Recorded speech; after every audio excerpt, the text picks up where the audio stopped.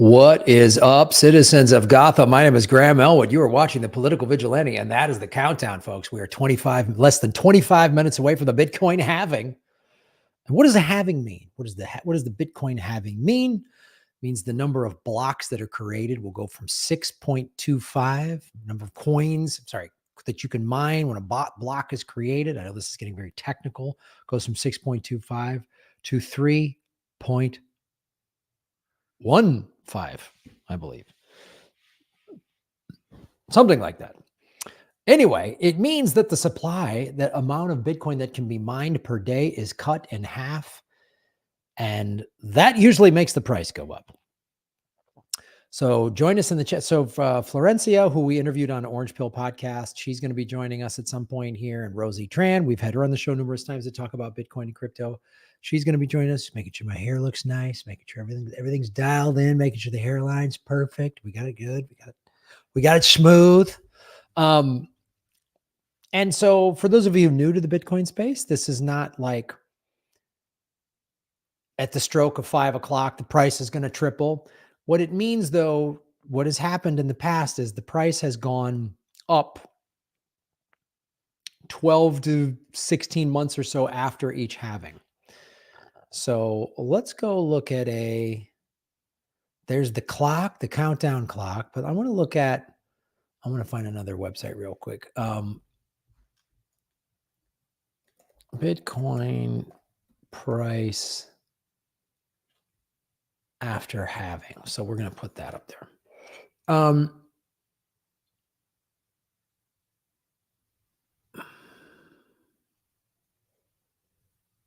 Let's do this Bitcoin chart.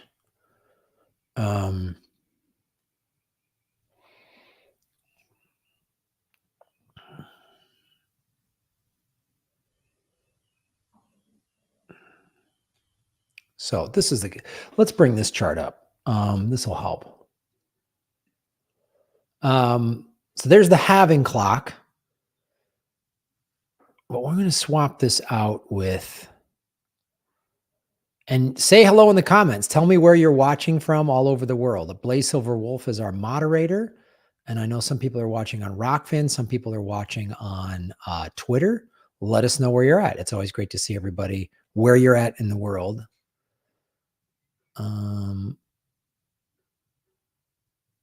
halving is in less than 23 minutes, but let me bring up this chart real quick to show you what I'm discussing, why this is so important. So if you look at this chart, let me make it bigger on the screen for everybody. You're seeing each one of these lines is when there was a halving. Okay. So Bitcoin came out in 2009. The first halving was in 2012. The price went up. Look what it did after the halving. It went up. It had a peak and then came down a little bit, right? Then the halving in mid 2016, again, peaked, new all-time high, which that was about 17, right? Then came down a little bit. Then there was the halving in 2020. And this right here, this line right here, this is when it really collapsed after COVID. And then it went up to its all-time high, its original all-time high of 67, 68, somewhere. Then it's come down. And we've already had this is the first time. What is significant here is, if you notice, there's been an all-time high close to the halving. That has never happened. If you see right before that each halving, there hasn't been a new all-time high. This is the first time that a new all-time high was reached right before the halving, which was last month. It was 73,700 roughly. So this is why this is significant, because this is what Bitcoin has done in the 15 years since it's been out. So it stands to reason then that it's going to do this again there's usually about 18 months or so 12 to 18 months of price increase. Then there's always a pullback in a bear market. Web3 is a joke. What's up? Mona, you want to join us? Mona, I'm going to send you a link.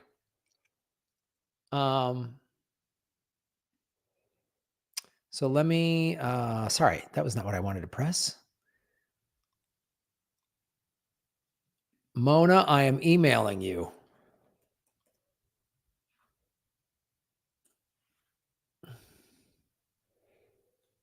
We're just going to have everybody join us. So Florencia is going to join us. Web3 is a joke. Mona, so sweet. Mona, I just sent you a link. Come on the show. I just want to talk about Bitcoin, and I want to have as many people here when we do the countdown. Let me bring the countdown clock back on. Bitcoin countdown clock. I feel like some morning radio.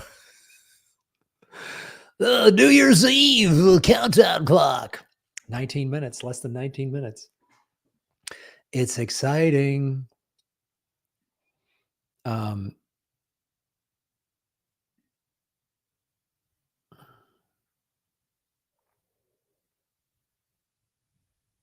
So yeah, Florencio, who was on the show when I did Orange Pill podcast, she does that Love is Bitcoin Twitter handle, which is really funny. She posts some hilarious shit on there. And I believe she might be in Santorini, Greece. So it might be late for her. And then Rosie Tran said she was going to come on the show. So I just texted Rosie. And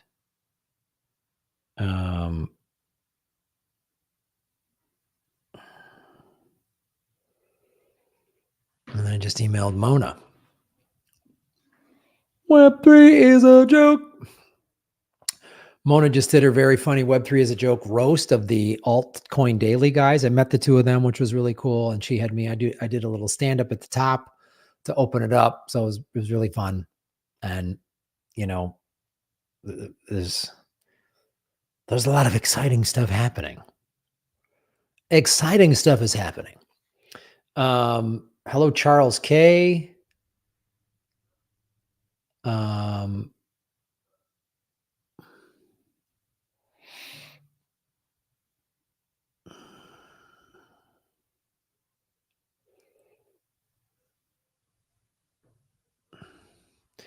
Yeah, so the halving is happening. You know, it's hard to predict, but now we kind of know when it's happening here. This is it, the countdown.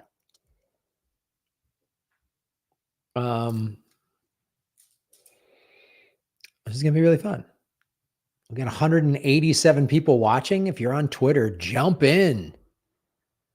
Jump in. Let me know where you're at. Let me know where you are at.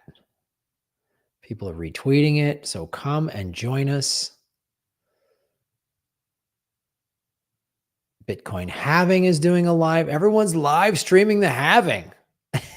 Sweet. It's like, people are like, man, there's all this Bitcoin halving parties right when I was leaving El Salvador, and there's all these, like, it's in El Salvador, it's Bitcoin Mardi Gras. San Antonio, Texas is here. What's up? Yeah, tell me, where are you watching this? Where in the world are you? Pennsylvania. Charles K's in Pennsylvania.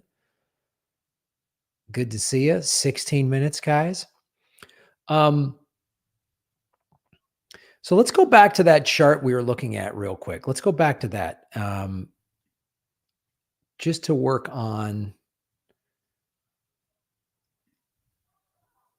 percentages. Okay, so let me go. Let's just go back to that chart. Why this chart is important. So this was the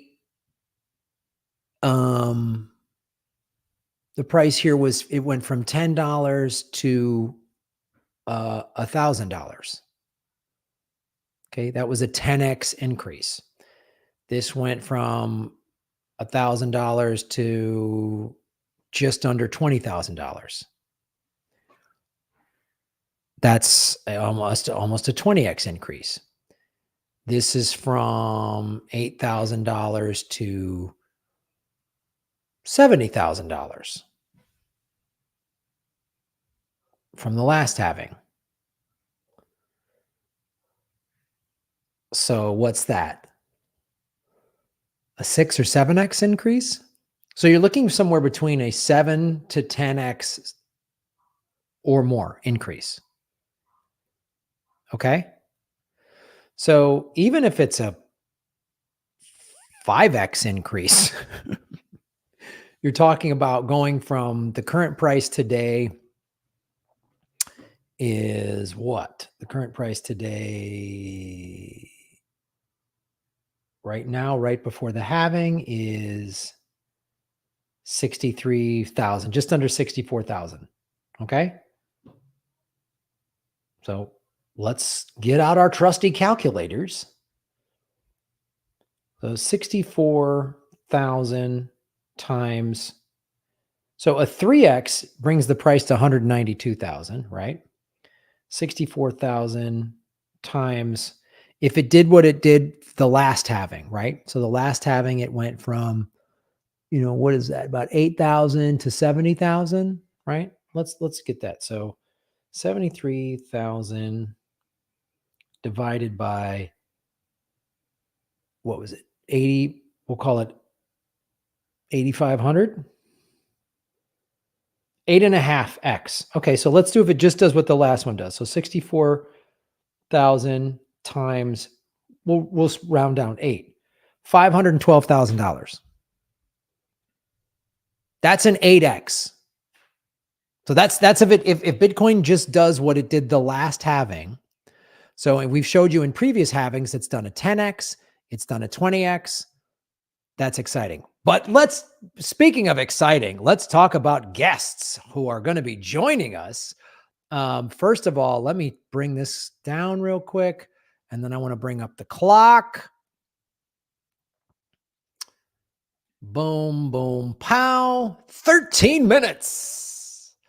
Let us bring our guest on the show. She was a guest when we did this in El Salvador, when we did the Orange Pill podcast. And now, of course, here we are in Los Angeles. Her name is Florencia. She's an artist, and she also runs the Love is Bitcoin account. Let's welcome her to the show. How are you doing?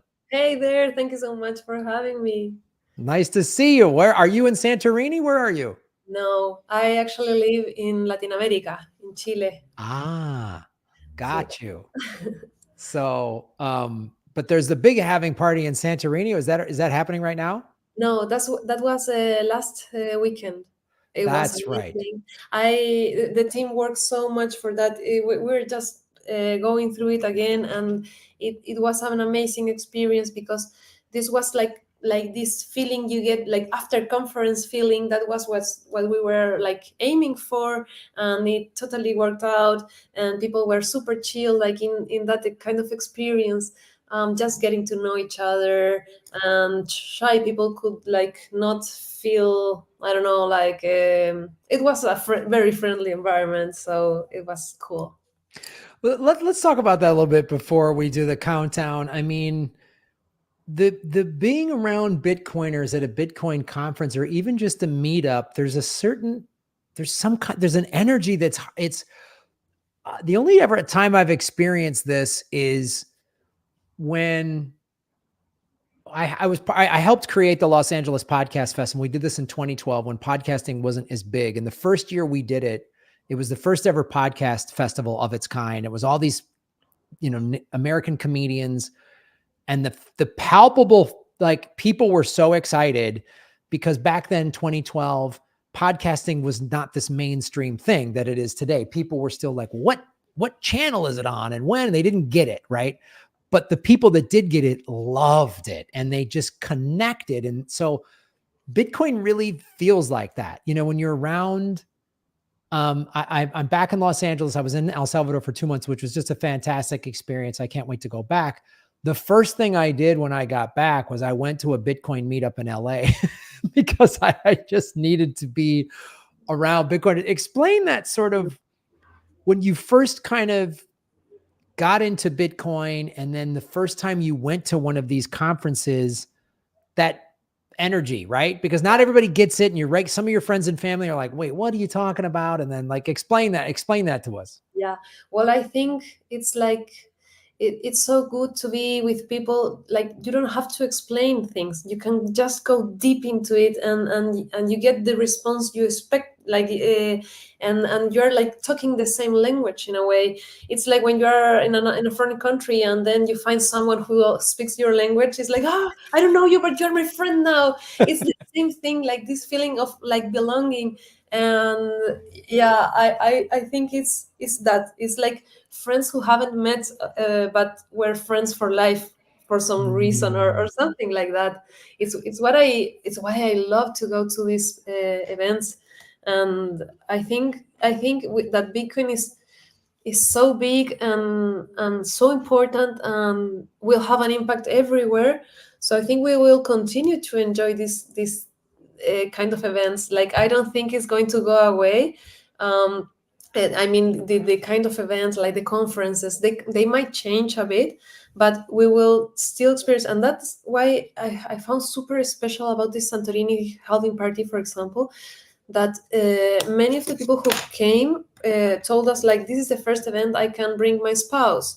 Or because it was more chill, it wasn't like, I will sit you here in this classroom and you're going to learn all about Bitcoin. No, it was like, we're gonna have fun, we're gonna talk, and yeah, there will be like official talks and all, but also you can just chill by the pool and then go have like a cool Greek barbecue with the Bitcoiners, and then go like on a boat accident on a yacht. It was like super welcoming. And I think we're gonna start to see more of these kind of events, like focusing on the fun side of it.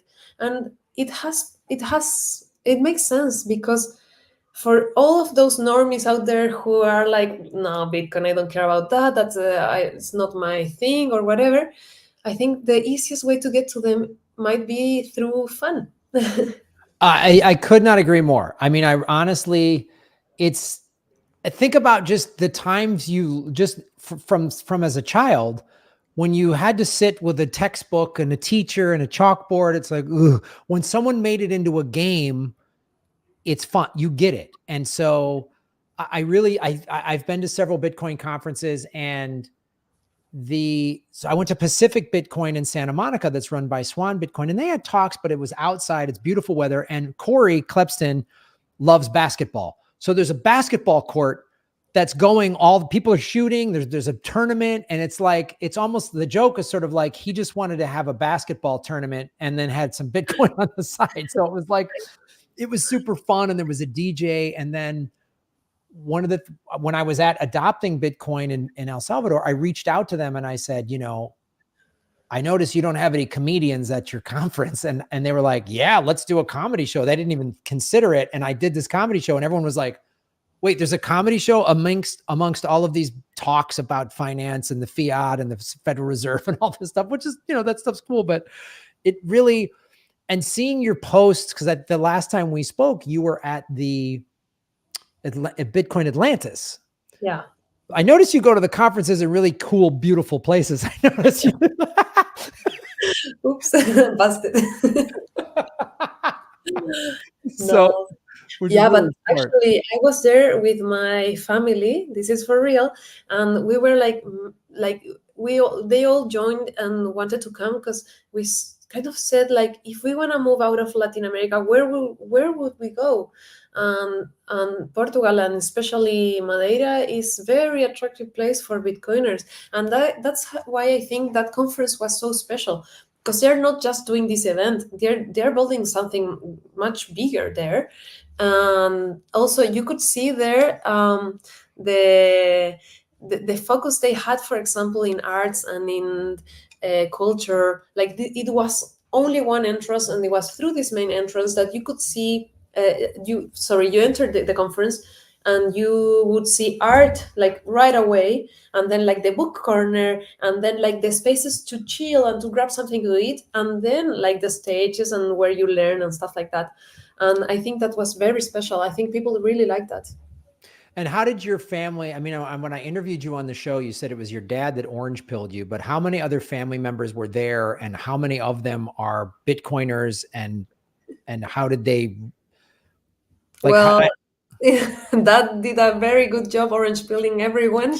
oh, So we were all there, like my siblings, actually my sister's husband, my brother with her girlfriend. My mom is a hardcore Bitcoiner, like much more hardcore than many people I know online. Um, yeah, we are very freedom. Centered, or like we really care about freedom, so Bitcoin makes absolute sense for us. And we were also like very, we I think we had as a family the low time preference mentality, so Bitcoin made sense in that way too. So it wasn't that hard, I think. Well, are you gonna move to Madeira? Are you gonna move to Portugal? And not for the moment, but we love seeing like alternatives, like have your passport ready, try to get a new passport if you can. Like I hate passports, like I hate the idea of them, like someone deciding, yeah.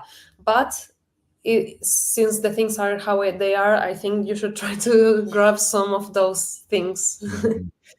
Yeah, I mean, Bukele announced 2 weeks ago that he's going to have 5,000 passports in El Salvador for entrepreneurs and scientists and artists. And I was like, yo, I'm in. How do I get this? So I I'm think the waiting for competition that to is be going to be revealed. hard.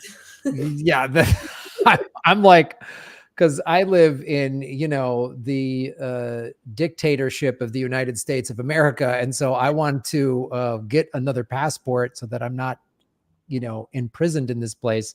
Um, and so that's very, very appealing to me. And yeah, I'm curious. I want to go to other, El Salvador is really cool and I want to definitely spend more time down there, but I want to go to other sort of Bitcoin friendly places and see what that experience is like. What was Santorini like in terms of what is like the Greek government? How is their treatment of Bitcoin and stuff like that? Is that, Yeah, so there I had to disappoint you a bit because I wasn't personally there. oh, okay. Okay. Yeah, so the character of Livy was there. Livy, we are all Livy, except Ah, Craig Wright, of course. So Livy was there, but yeah, no, I personally couldn't make it because since I told you, like I live too far away, like it's hard getting out of Chile. It's getting harder. Like inflation here is striking us. I think you're starting to see it much more now. And yeah, it's really a bit complicated. But I was last year also in Lugano for Lugano Plan B, mm, and I got to see also Amsterdam 2023.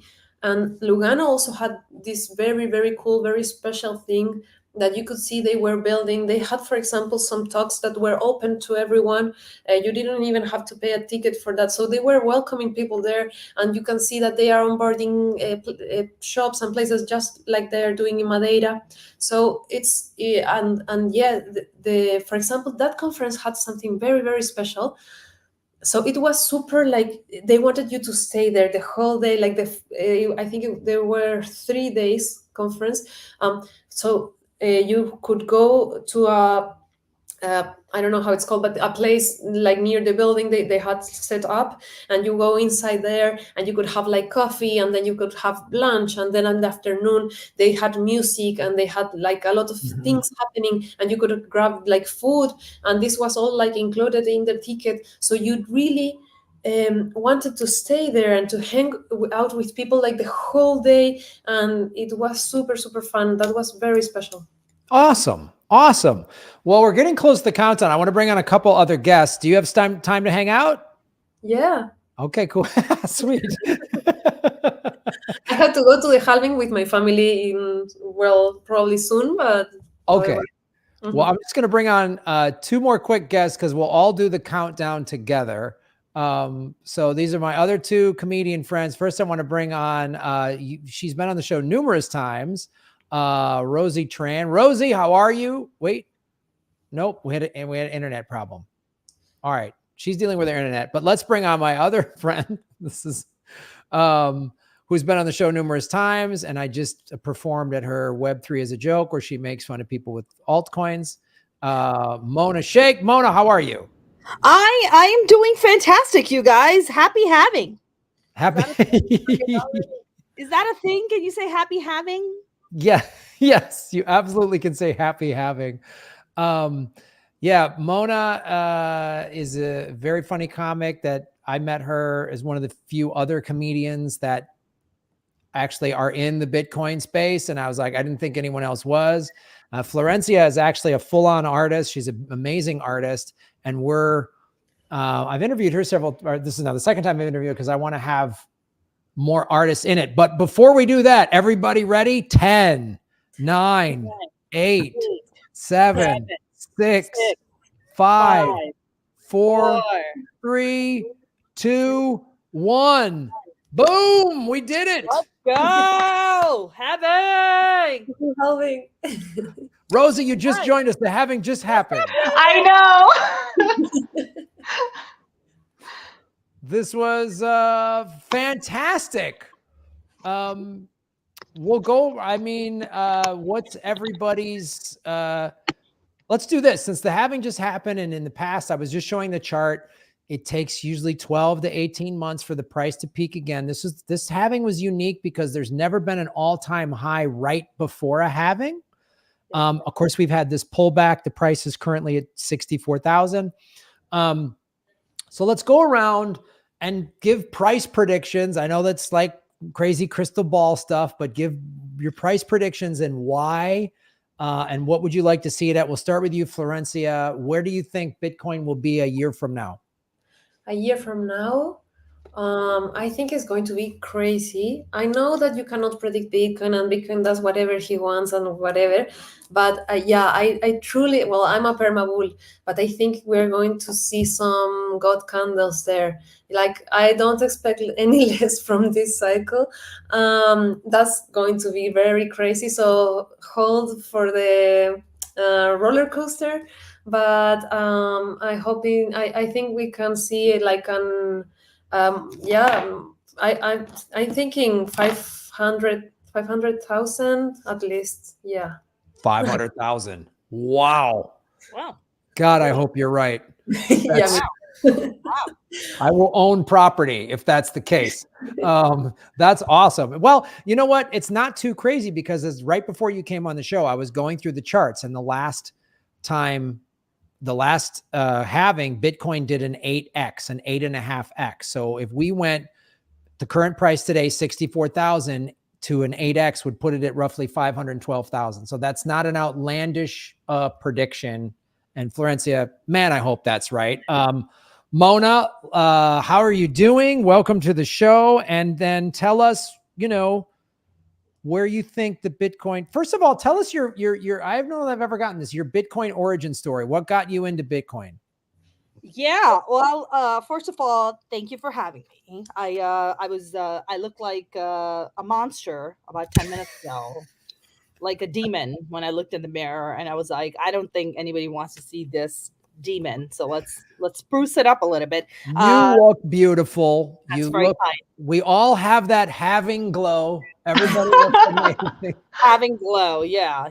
It's I look like a little bit of a chipmunk, like I'm storing food for the winter. I don't know what's happening in my cheeks, but yeah, no, I mean, look, if it goes to 500,000 before I jump into my origin story, I am getting lipo. I just want to put that out there.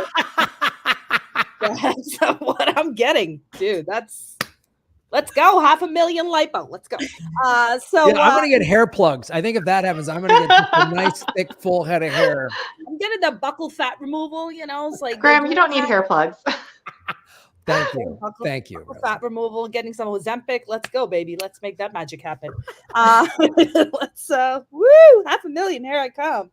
But no, so my origin story is that my neighbor in what was it? So back in 2016, 2017, I remember watching a documentary about Bitcoin and about crypto. And I remember saying to myself after watching it, as I was stuffing ramen in my face, I was like, oh, so basically what you're saying is that the current financial system has to collapse in order for this, new currency to thrive. And I remember like that was my takeaway from that documentary. And I was like, let's see how the market plays out, right? And I was like, well, the banks have already been, eating eating a giant, you know what. So I was like, oh, let's see how that's going to play out. So during the pandemic, my neighbor, I think that was the last halving that was around that time, right? It Yeah. wasn't on It 2020. was like May of 2020. So we Yeah, were yeah, all May still in 2020. the pandemic. Yeah. So my neighbor goes, "Oh my God, Mona, do you invest in Bitcoin?" I was like, "Dude, I've been wanting to invest, some money." He was like, "Let me help you open up an account, and if you have money, let's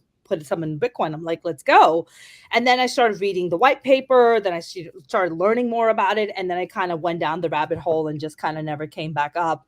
I loved the technology. I loved, everything it had to offer. And yeah, that's kind of my origin story. And it's interesting. My neighbor who got me into it ended up spending all his money, sold his Bitcoin.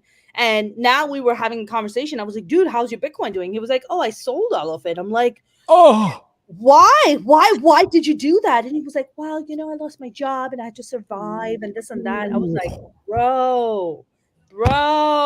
So he was like, "Don't tell me that you have it. Don't tell me that you invest in altcoins. I'm getting too depressed." I'm like, "All right, I won't talk about it." But yeah, he got out of it and now he's trying to get back into it. But yeah, I mean, gosh, he got in very, very low and kind of made that money in the halving and just kind of end up spending it, which is really sad. It's funny. I was just in Vegas this past weekend for NAB, which is the National Association for Broadcaster conference. And I was talking to this gentleman who's the CEO of this company that I'm working with. And I asked him and he was like, "Oh yeah." He's like, "I bought $1,000 worth of Bitcoin back in 2010. And I was like, "Please God, tell me. Please God, tell me you held on to it. Please." I was like, "I'm going to throw up if you sold it." And he goes, "Believe it or not, Mona, I waited till it went up to like 17 or 19. He's like, I bought 2 cars from it and then I sold it and I just held on to just a little bit of it." I was like, "I am going to throw up. I am literally going to vomit right now." Like, what? those So, stories hurt me. They physically hurt me. Like dude, they hurt. my Like, joints hurt. It's not even age. It's just that. It's like, why would you do that? Why would you sell that? Oh my God, it's so painful. But listen, people who are, even coming in now, like when it hits that price, when it hits that 500,000, a million, we're gonna be like, those people are still gonna be considered OGs. You know what I'm saying? They're still gonna be considered OGs. I mean, yeah. if you bought, I mean, if it does what Florencia says and goes to 500,000, if you bought it 60, you're going to be like, "Dang, you got in under 100,000. Like you got in under 400,000. People are going to think you're a pimp." Yeah, exactly. Straight up. I mean, my price prediction by next year, I think people, considering everything's, look, if the world doesn't come to an end and we don't go walk into World War III, because gosh, that whole Israel-Iran thing is just crazy right now. And it's definitely having a effect on the price. There's no denying about that because, people are freaking out. I give it somewhere between 250 to 300. That's kind of my range. Okay. I mean, if 250 is the low end and 500 is the high, I'm in. You got me. Sign me up for that lipo. I'm calling up doctors right after this. Are you kidding? I'm down. There's gotta be someone in Beverly Hills right now. Like, we got to figure out how to accept Bitcoin for lipo. Like, someone is on that right now. There's no way LA is going to miss the boat on that. Hell yeah. So, Rosie, first of all, it's great always having you on the show. Rosie, it's a combination. I mean, first getting into Rockfin in 2019 is my first sort of orange pill journey. Watching the Kaiser report was part of it. But you were like the final nail in the orange pill coffin for me. You were like, "Graham, you kind of almost got mad at me. You're like, you're doing this show about calling out the banks and the fucking left. You're this big lefty activist and the political system is broken. Why are you not into Bitcoin?" And so, why don't you do the same thing? Tell us your Bitcoin when you got orange pilled, and then give us your price prediction as well. And then whatever plastic surgery you think you're going to do if the price goes high. So my origin story is actually, I got Bitcoin by NPR. So NPR was doing so what I noticed is that whenever NPR talks about a stock or something, it usually gets, or, you know, something, it usually gets big within the next 6 months. So my thing was I was listening to what NPR was talking about, and then I was investing in it, and usually I would do really well. And NPR had a story that now will be many stories about how Bitcoin was dead and that it had gone up to $100 and it had crashed back down to $10. And I was like, what are they talking about? What is Bitcoin? And so the NPR story was basically about this crazy digital money that had gone all the way up to $100. And now it was, you know, just like this crazy cypherpunk money and just for, you know, criminals and weirdos online and things like that. And so NPR actually orange pilled me by just making me aware of it. I started doing research into cryptocurrency and Bitcoin. And I've talked about this on political vigilante before. I got really overwhelmed and I was like, I'm not smart enough. I don't understand any of this. I'm just going to put it aside. But I always was interested in the idea of it. And it took me a few more years to actually learn to invest in it. I was following the story for a while. I followed the Silk Road controversies that happened. What year is it? This is like what, 2015, 2016? When is this? Like 2010, 2011. 2010? Wow. Yeah. And I actually have friends, some comedy friends that were gifted Bitcoin from conventions that they went to, or like comic book conventions. And they're like, what's this? And just like threw it away, like threw away there. So I have all sorts of stories like that, but we started investing. I can't remember how we started, but I think Coinbase still wasn't even, it was around, but it hadn't IPO'd. So it started, and I actually wanted to invest a lot of money. I was very, very bullish in Bitcoin and Ethereum and other coins. But at that time, which strangely, it still hasn't stopped, I was really scared of the federal government. At that time, they were arresting Bitcoiners. They were confiscating Bitcoin.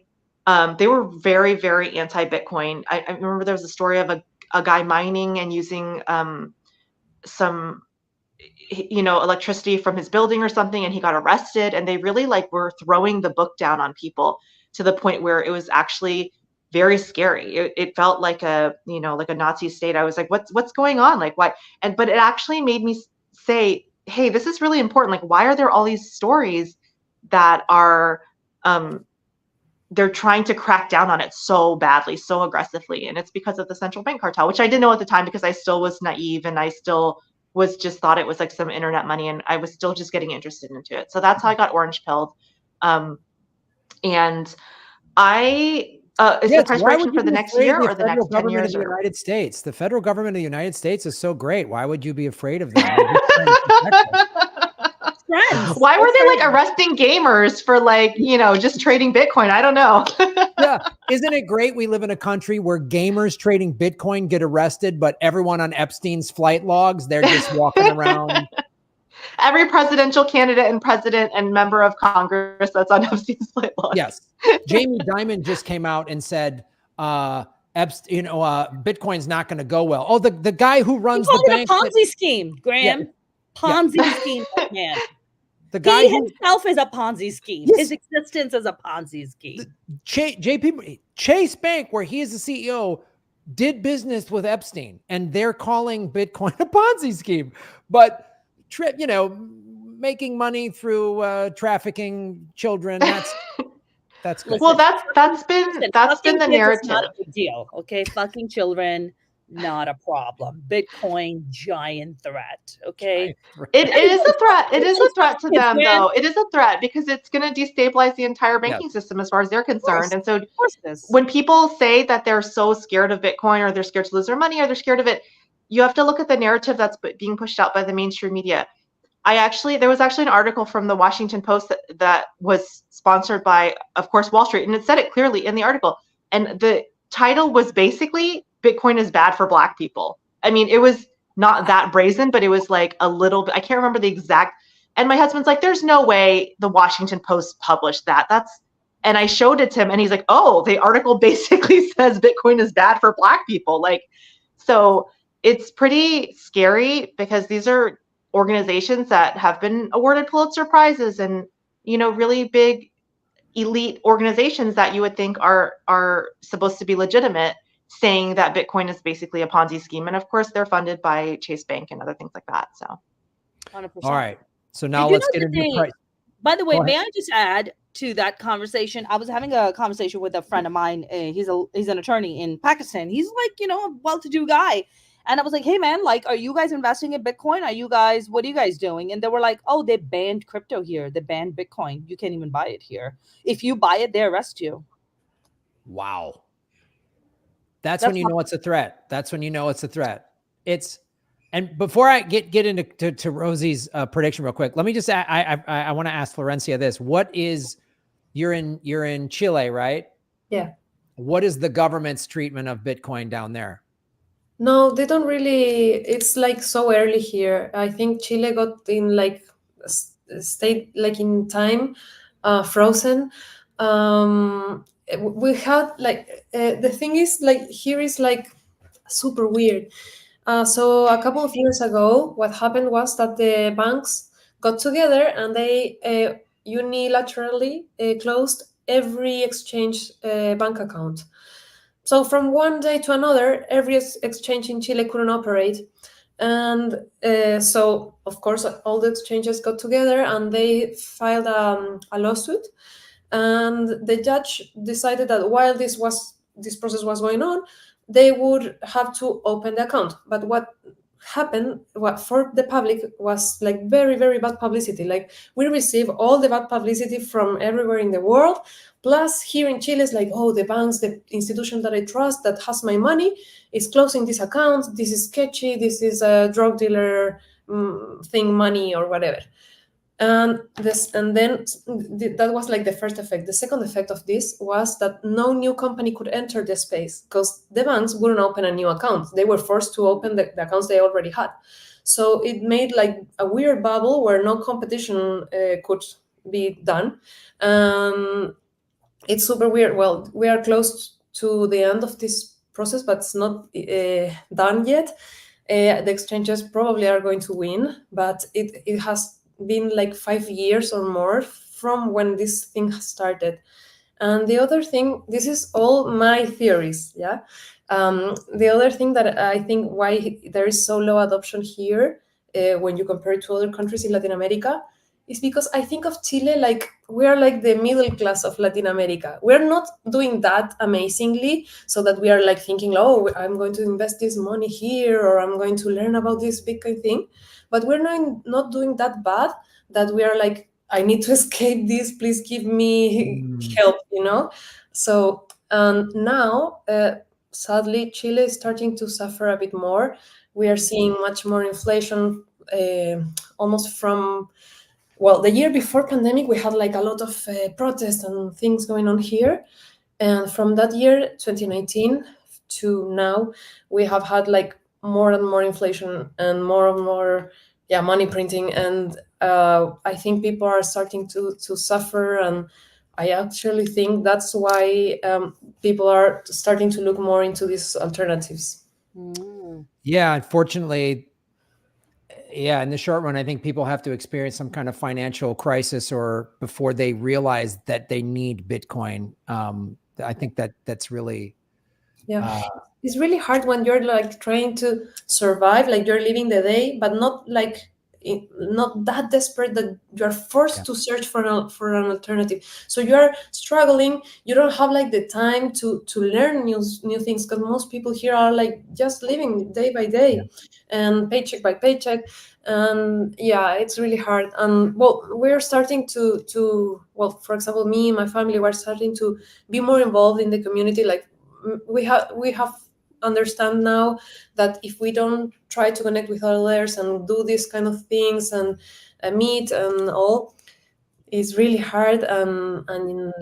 It's sad because we want people here to adopt it. So Are there many like meetups and stuff like that in Chile? No. And I live in the main city. I live in Santiago, which has like 6 million people. And no, we have like, I don't know, 3 meetups where you can find like 30 people or 20, and that's it.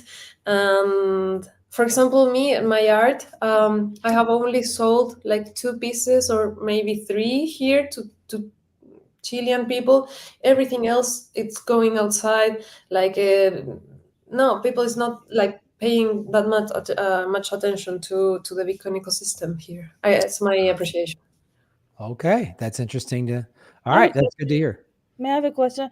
Well, why do you look like one of the white girls from Beverly Hills? Like, I don't know. Why? Why? Like, are people in Chile, do they look like you? I thought they looked like me. Okay, so we have a lot of people, but if you know, we have had a lot of history I'm of. sorry for putting you on a show with 3 comedians, but I'm. So we have had a lot of history of people Right. coming from other countries. So I actually, my grandma was like a bit of German. My other grandpa was a bit of Spanish. So the colonies and stuff like that, it's a big thing here. So you have people of every kind of skin and colors. I think the word you used is, I think the word you're trying to say is colonizers. I think that's.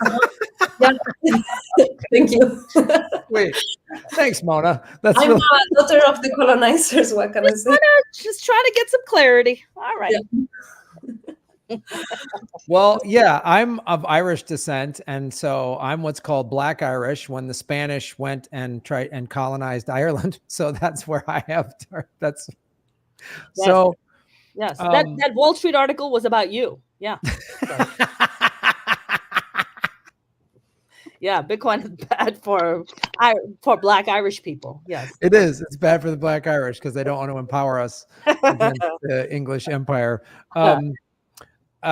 So Rosie, let's get back. Now we heard your orange pill story, and now what is your price prediction? So you've been in the space a while. You've been in the space, so you've seen several bull and bear markets. You've seen some crazy black swan events, like when COVID hit. It was 4 years ago when the price just bottomed out to like under $4,000, and then the halving happened. So that was March of 2020. It dropped to something like 3,800 or something was its low, and then already when the halving hit in May of 2020, it was already up around 8,000, and then April of 2021, it hit its all-time high, its last all-time high. Oh, we just lost Rosie. She's not answering that question. She probably was like, Mona might ask me some question about my heritage, so I'm gonna just drop out. I think Rosie just made a trip to Beverly Hills. I think that's what just happened. It's like, oh my God, Mona. Yes, you're right. I should go shopping in Beverly Hills. What's the halving tomorrow? Let's go shopping. Let's drop some of this Bitcoin cash, baby. Let's go. All right. So I guess we're literally Rosie just ducked out right before we were going to get her prediction. Well, Florencia, I know you said you have to go with your family. I don't want to keep you any longer. And I know it's probably, what time is it in Chile? 8:23. Oh, it's 3 hours ahead. Okay. Same as the East Coast. Right on.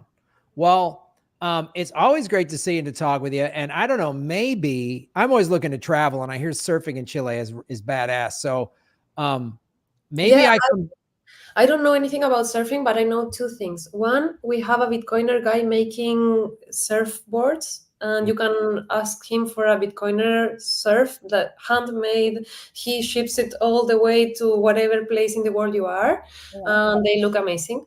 And the other thing I know is down in some towns we have very special waves. I don't know why, but I think they come from the other side or something like that. But people always telling like the waves are so special. So yeah. I was surfing in El Salvador with this girl from Ireland, and she was in town with the Irish surf team. There's a surf competition, and she said she lived in Chile for 6 months. And I said, how's the surfing? She said it was awesome. There's like the longest wave she's ever ridden. So maybe I come down there and I buy this Bitcoin surfboard, and I don't know, maybe we start some little Bitcoin surf conference and something. Because like you were saying, the top of this conversation, you said the best thing about Madeira and was the fun elements. And why don't we start a Bitcoin surf conference because there's a bunch of Bitcoin surfers that live in El Zonte, like at Bitcoin Beach. And there's also John Chanot that used to work at Swan and now is doing his own thing. So we should talk more and put that together. We could start a cool thing in Chile to help adoption down there and give me an excuse to come surf. How's the plastic surgery down there? and get plastic surgery. Yeah. Okay. So what kind of discounts are we looking at over here? What are we So we looking at? actually have now. What are we looking at over here? Is it as good as Turkey and Korea? What are we looking at over here? Well, thank you, Florencia. We'll be in touch more. Thank you for and you know, all three of you actually just jumped on very last minute. I appreciate it. So it's always great to see you, and we will talk more. So buenas noches. Thank you so much. Happy Halving. Please Halving. Happy having. All right. Take Happy care. Bye. What are we doing? Are we waiting for our friend Rosie to join us? Or I think we're gonna wait a little bit for her, but in the meantime, let's go full screen. Too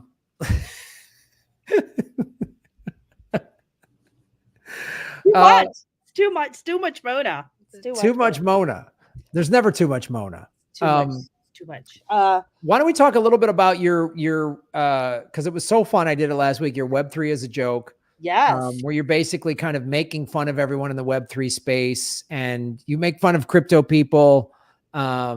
And it was really cool. I was there and you had me open for it, which was really fun. And I got to meet the Altcoin Daily guys, which I've watched their show a lot. That's actually how I know you, as I was watching that show and I saw you on it, and they talked about some crypto comedy show. And I was like, what, who's this? And so I looked you up and then I had you on the show. So yeah, it's thanks to them that you and I know each other. So tell everybody what Web3 is a joke is and where people can check it out and support it and all that.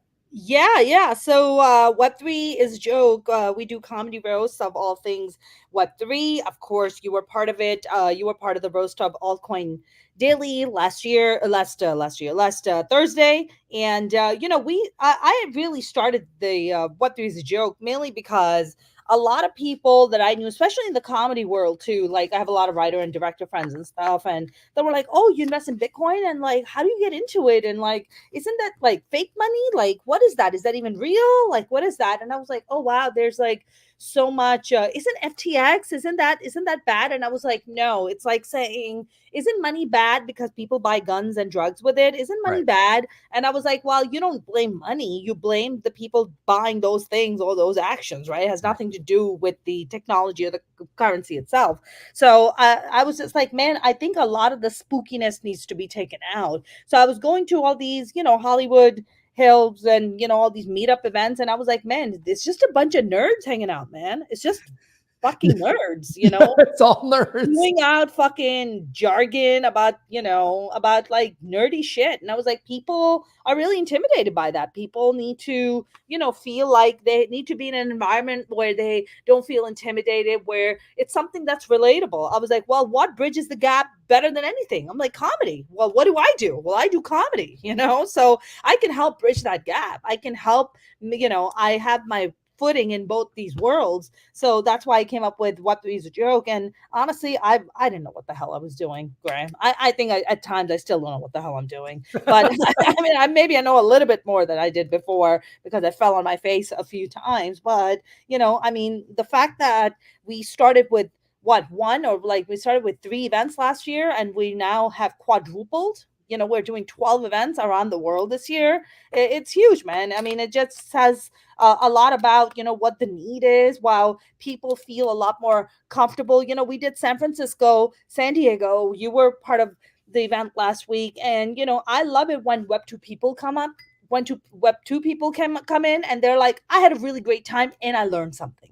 Yeah. I had a really good time and I'm curious about it that I want to learn. Great. I'm like, great, I did my job. That's exactly what I wanted you to do.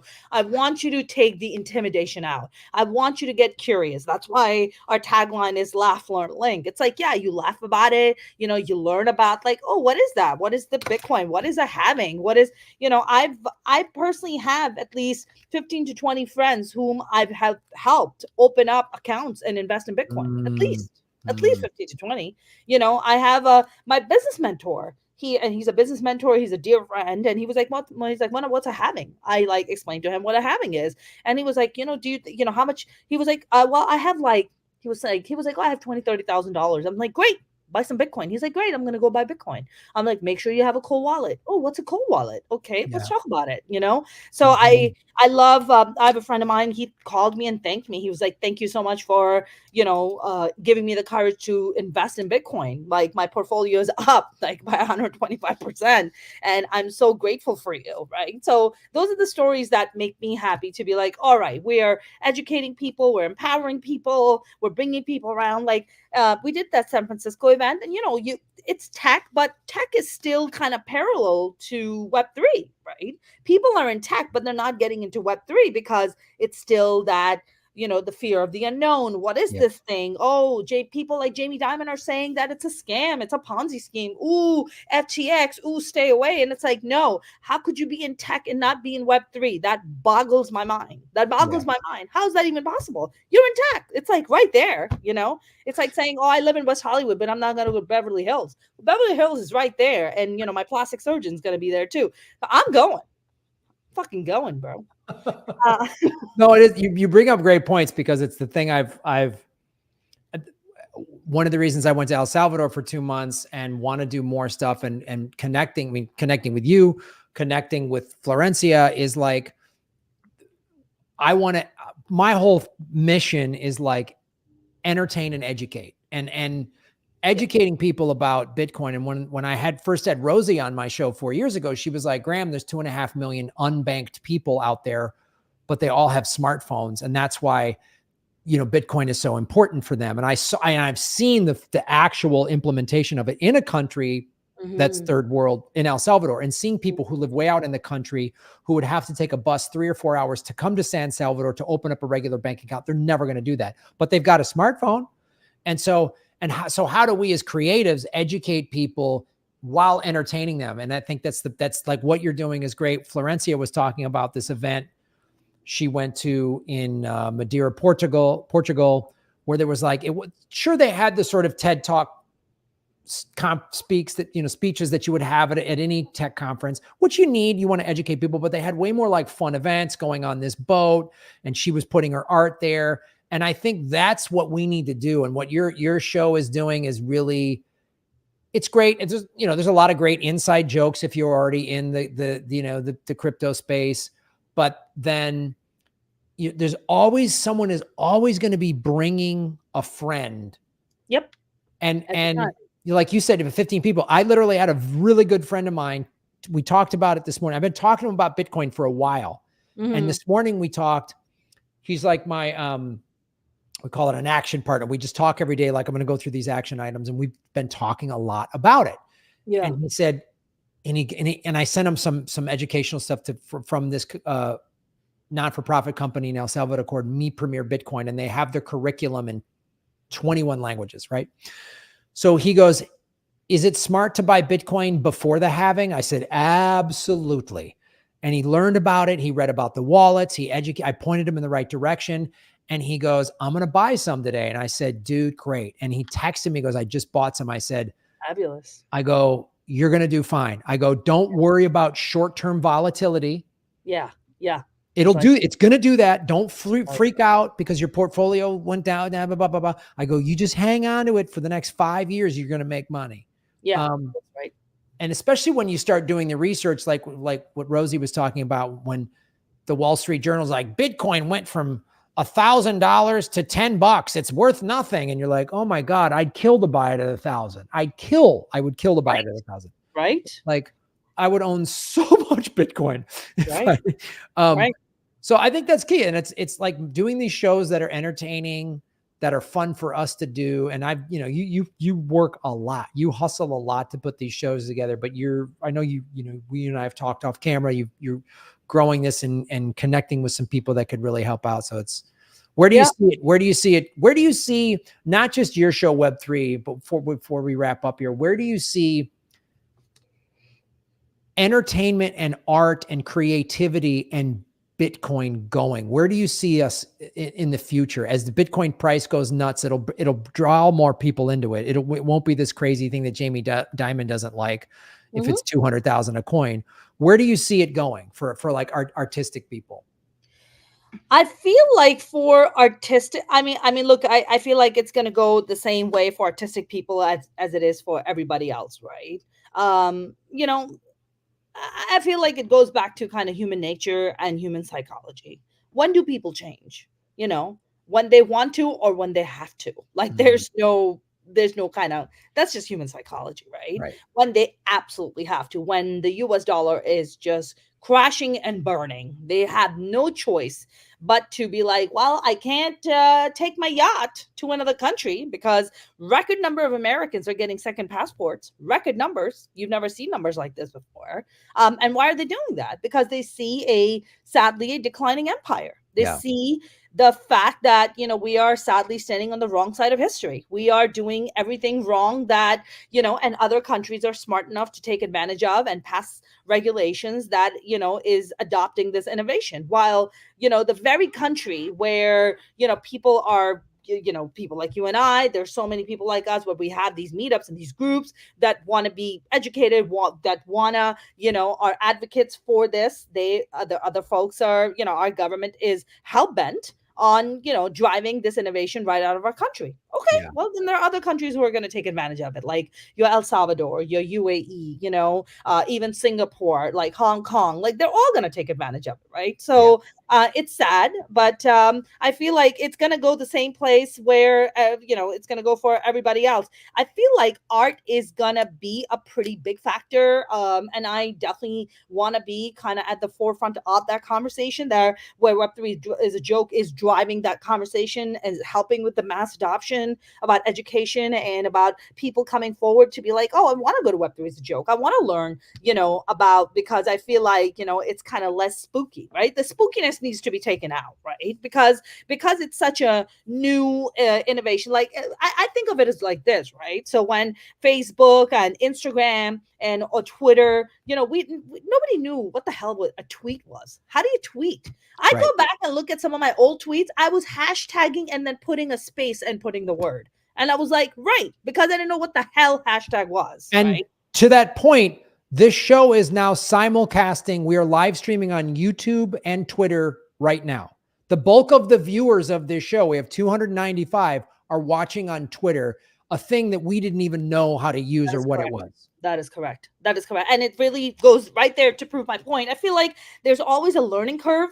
And, I'm going to quote Mark Cuban. Mark Cuban's like, listen, if you are a business and you are not adopting AI, which I feel like AI falls under Web3, Yeah. you're gonna go bankrupt. It's as simple as that. It is as simple as that. And if you are not growing with the times, life has a very simple rule, right? If you're not growing, you're dying. So which one are you going to be? I mean, that's evolutionary biology. Every species that don't adapt go extinct. It's that simple. That's the law of this earth. That's correct. That's correct. So I feel like this learning curve, like people have to kind of step out of it and also the intimidation factor, the intimidation by the big banks, by even by our government that is in the pockets of the big banks, who are churning out this narrative of like, don't buy Bitcoin. These are all coins, you can't trust them. And look at what happened to FTX. Well, yeah, look at what happened with FTX. They were running a Ponzi scheme. That has nothing to do with the technology. That has to do with them. He's going to prison for 25 years. Great. I hope he drops so many soaps that he gets to feel what he did. Fuck him. Like fuck I that hope guy. he drops the soap the same amount of time, 30 million times, which is the amount of money he gave the Democratic Party That's to right. make sure when he's on so. That is correct. I hope he drops it 8 billion times because that's the amount of dollars he stole. Fuck that guy, Gosh, and that busted looking girlfriend of his. What's her name? Carolyn. Goodness, Jesus Christ. Talk about bad karma. Wow, that was like instant karma. Talk about a fugly bitch. And that busted looking sea urchin fucking on his head and shit. I can't. I can't with these assholes. I just can't, because they're messing with the reputation of what this incredible technology is. Like, the fact that so many people can benefit from it. I mean, gosh, this whole conversation about a cold crop of new multimillionaires that's going to come out of this halving. I'm excited, man. I'm excited. Like, when did the middle class or even the lower class have this kind of opportunity? When? Ever, never. Never. I mean, and I'm someone who got crushed. I mean, I lost my home because I of this know. corrupt system and both Yeah. Bush and Obama. So when I really found out about, and this is the thing I've been trying to preach to my audience, is this is the only opportunity where Yep. regular people can buy something that will empower them financially. And when the dollar collapses and when the United States empire collapses, which it's happening in real time, and another UN resolution where America is the only, just the whole world is against us. And we're just like, nope, we're going to keep more war. And we're just approving more billions of dollars for war. America's going under. And the only lifeboat a lot of Americans are going to have financially will be Bitcoin. And like, I cannot stress it enough. Like, just buy some, and I'm not saying don't empty your bank account, whatever, just 5 to 10% of your assets. Just give yourself a little something because again, Florencia's $500,000 prediction is not insane. That doesn't come out of insanity. Like I showed the chart. If it does an 8x, and in the past, Bitcoin has done between a 10 and a 20x from previous halvings. So if it just does an 8x, good Lord, if it just does a 5x, it'll hit the 300,000 price point, which you were talking about. I mean, a 3x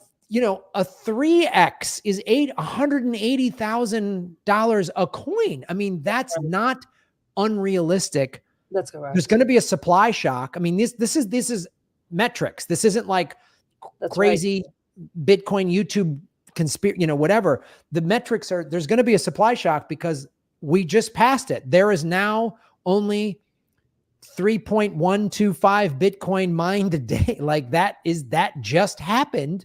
And correct. That is, you can't change that. Yep. So, and with all of the ETF money flowing in, there's not going to be as much Bitcoin, which is going to drive the price up. Now you're right too. There's always world events. What's happening in the Middle East, is money's going to have fear. But I think what'll happen, it's what happened like when COVID hit. There'll be some big shocking financial event. The dollar will crash. The Bitcoin price will go down. And then everyone will go, this is the only hope. And then boom, it'll go up. Anyway. That is correct. That's correct. But it goes back to the point that I was making, which is people only make a change when they have to. Right. And that would be the point of when they have to, but that would be too late. So that's why people like you and I are encouraging to be like, put something. Like, you got $500, put it. $100, do it. Right. That's better than nothing. That's like, you're like a sitting duck. Like, why would you do that to yourself? Get something, man. Put something, dollar cost average it. What, you can put away $20 a week? Great. Put $20 a week, right?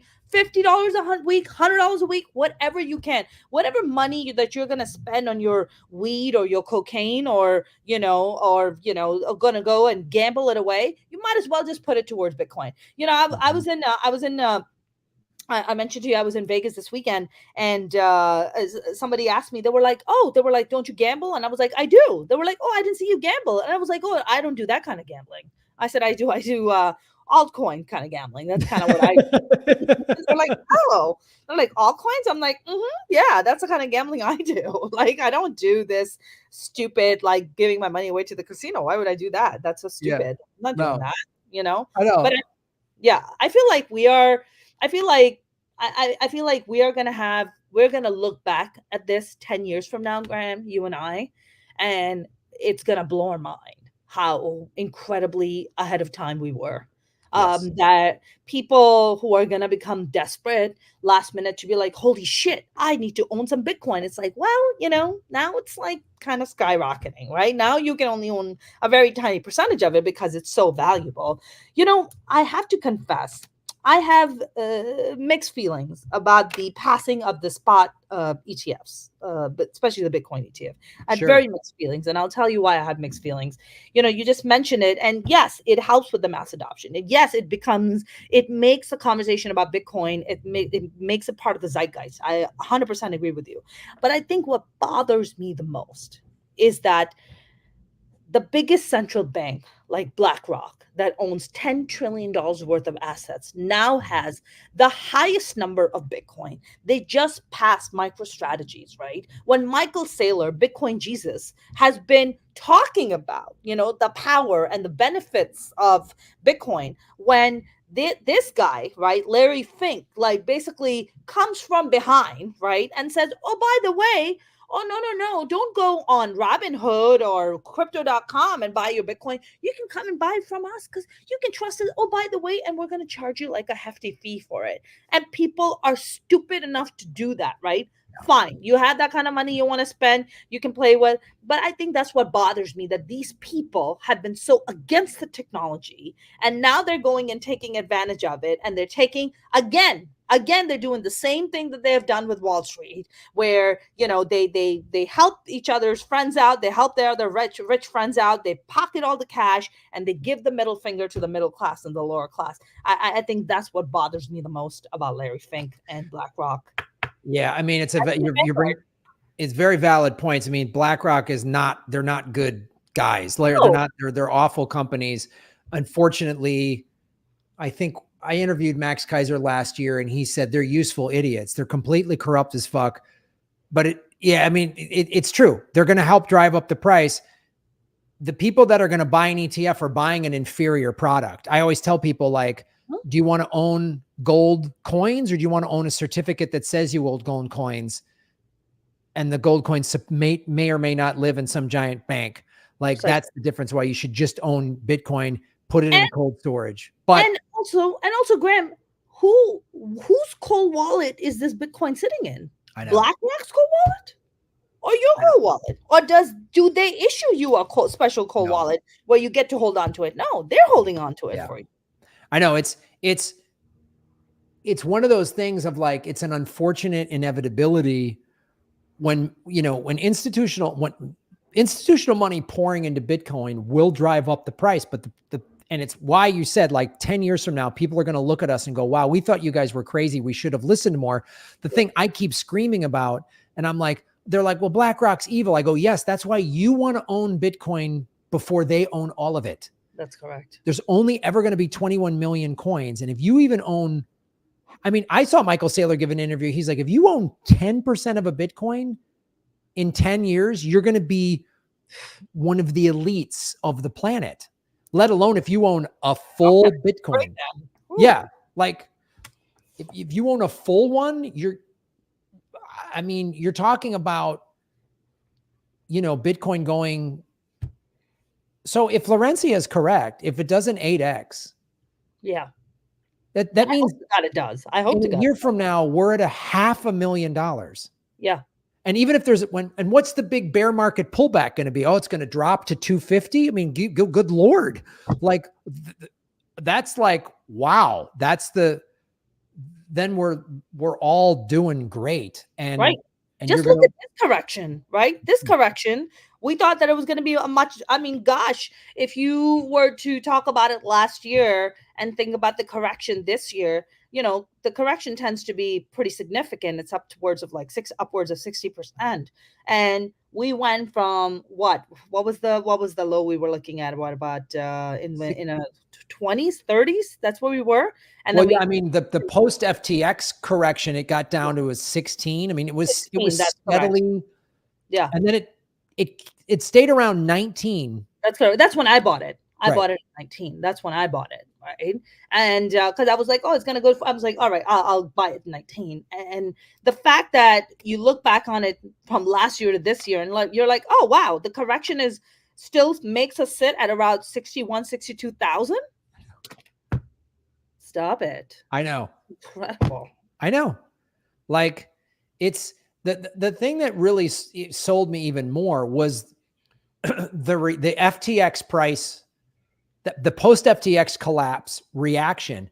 When the lowest it went was 16, everyone's like, oh, Bitcoin's down. I'm like, no. This, if Bitcoin was not the stable thing we thought it was, it would have gone to $5,000 or 1,000 or zero or something. Like, the fact that it held the lowest it went after this global collapse of billions of dollars. All these banks went belly up.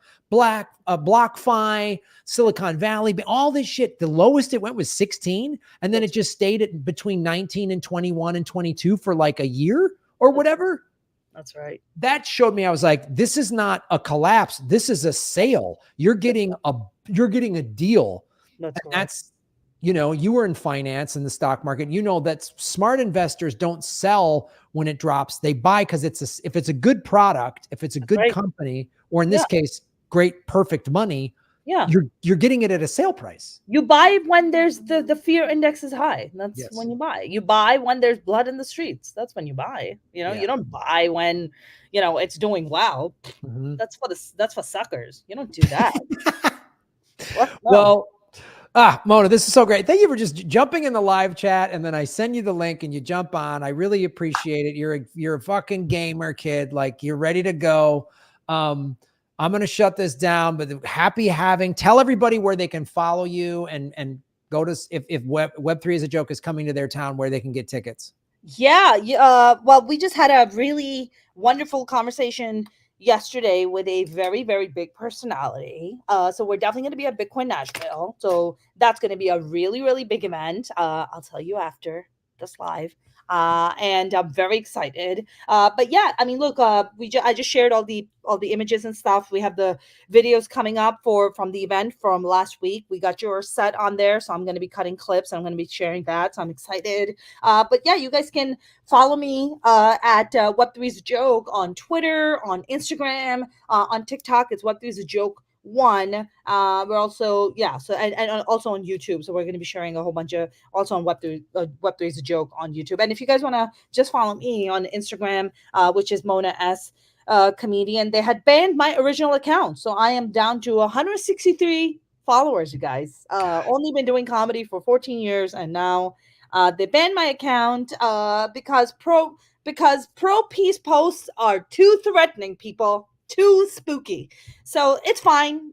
Meta can go ahead and ban all my accounts. I don't give a shit at this point. I'm honestly waiting for that amazing dApp that's gonna upend all these ridiculous, like all these ridiculous apps, especially Meta. I think Meta is fucking evil. But they're ridiculous. But yeah, you guys can follow me there. You can check out our brand new website. We just launched our brand new website today for Web3'sjoke.io, and that's where you'll see all our upcoming events. So awesome. Mona, thank you so much for coming on our show. Always great to see you. You and I will talk soon, and you have a lovely evening, and happy having, you guys. Happy having.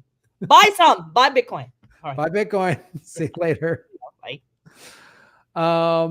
That's our show, everybody. Thank you so much for tuning in. Like, share, subscribe. You can support us at patreon.com/Graham Elwood. We're also on Vimeo, which is at Graham-Elwood. And you can just, do all those things. And we'll be dropping clips from this because I'm using AI. So support what we're doing. Go to GrahamElwood.com and all that stuff, and support me on all my social media, which is at Graham Elwood. If you're watching this on whatever platform, liking, sharing, following, all those are analytics, and those are great ways to support what I'm doing for free. So thank you so much. Remember now, follow the money connected dots, get the truth, shave your knuckles for justice, and buy the dip. Boom.